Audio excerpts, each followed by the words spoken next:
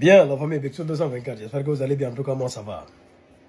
En Guinée, le résultat du référendum de ce 21 septembre 2025 est tombé. Et sans surprise, le oui est écrasant avec 89,38% des voix contre 10,62% des voix pour le non. Voilà. 6 768 458 électeurs. Centre de vote, 16 722. Total bureau de vote, 23 662. Bureau de vote dépouillé et validé, 19 454 sur 23 662. Taux de participation en fonction du nombre de bureaux de vote dépouillés, 91,4%, soit 4 825 292 électeurs ayant voté. Je reprends, 19 454 bureaux de vote dépouillés et validés sur 23 662 bureaux de vote. Taux de participation par rapport au bureau de vote dépouillé et validé, 91,4%. Total électeurs ayant voté, 4 825 292. Donc la nouvelle constitution est adoptée. Bon, par formalité, on attend la confirmation de la Cour suprême.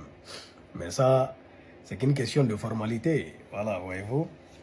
Parce que bon, la Cour suprême viendra confirmer ce résultat. Maintenant, bon, par curiosité, je suis allé chercher ça là avec un ami. Mon très cher frère Idi, l'ambassadeur, le grand patriote.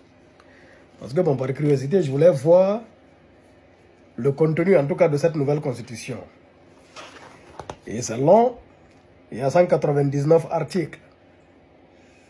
Je pense que je ferai un live où on va lire tout ça, on va lire tous les articles, les lois et tout et tout. Hein?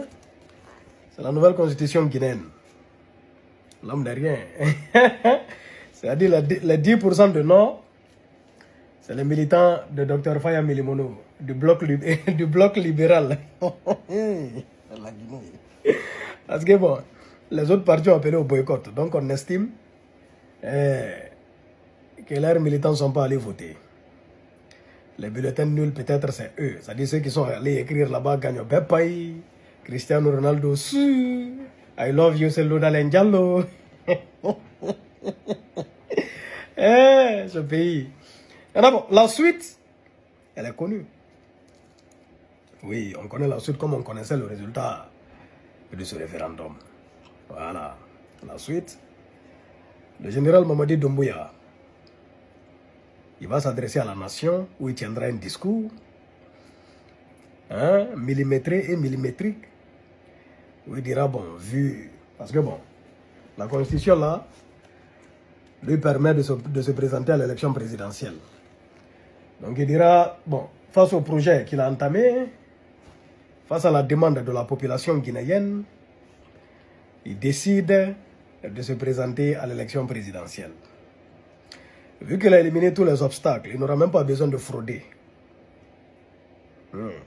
Il n'aura même pas besoin de frauder. Tous les obstacles ont été éliminés. Et du coup, il sera déclaré vainqueur de l'élection présidentielle.